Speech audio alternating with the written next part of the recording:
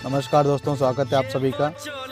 आज 23 मार्च है और 23 मार्च भारत के इतिहास की महत्वपूर्ण तिथियों में से एक तिथि है। जी हाँ, आज ही के दिन हमारे वीर शिरोमणि शहीद आजम भगत सिंह, सुखदेव और राजगुरु जी ने फांसी के फंदे को अपने गले लगा लिया था।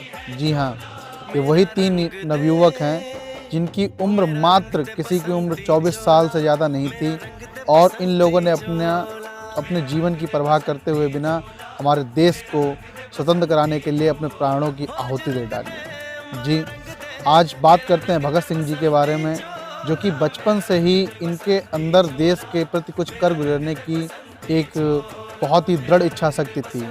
बचपन का एक किस्सा मुझे याद आ रहा है। जब ये अपने चाचा जी अजीत सिंह के साथ खेत में एक बार गए, तो वहाँ क्या करने लगे, ये खेत में बंदूक जो थी उसको जो है ज़मीन में गाड़ने लगे। तो इनके चाचा जी ने पूछा इनसे कि भगत, ये तुम क्या कर रहे हो?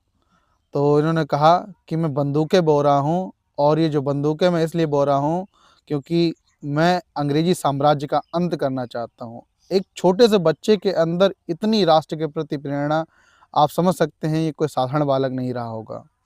भगत सिंह जी के कई ऐसे कार्य हैं जिनको सुनाने में अगर मैं बैठ जाऊँ तो बहुत समय लग जाएगा। भगत सिंह जी के अंतिम समय की बात मैं आपको बता रहा हूँ। जब इनकी जो फांसी थी, इन तीनों लोगों की फांसी वो 24 मार्च 1931 को होने को थी। लेकिन भगत सिंह का जो व्यक्तित्व इस प्रकार का था कि अंग्रेज़ों के मन में भी डर था कि अगर फांसी के समय को बदला नहीं गया तो जनता जो है जेल की दीवारों को तोड़कर अंदर आ जाएगी और भगत सिंह को फांसी नहीं होने देगी। तो इसलिए इतिहास में आज तक पहली बार ऐसा हुआ है कि किसी व्यक्ति को फांसी की सज़ा समय से पहले दे दी गई हो।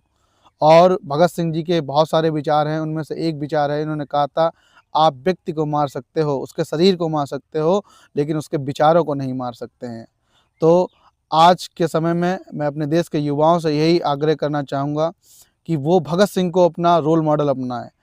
भगत सिंह की तरह जीवन जीने का प्रयास करें। अगर 1% भी उनका हमारे अंदर आ गया, अगर 1% भी उनके गुण हमारे अंदर आ गए, तो इस देश को विश्व में अग्रणी होने से कोई भी नहीं रोक सकता।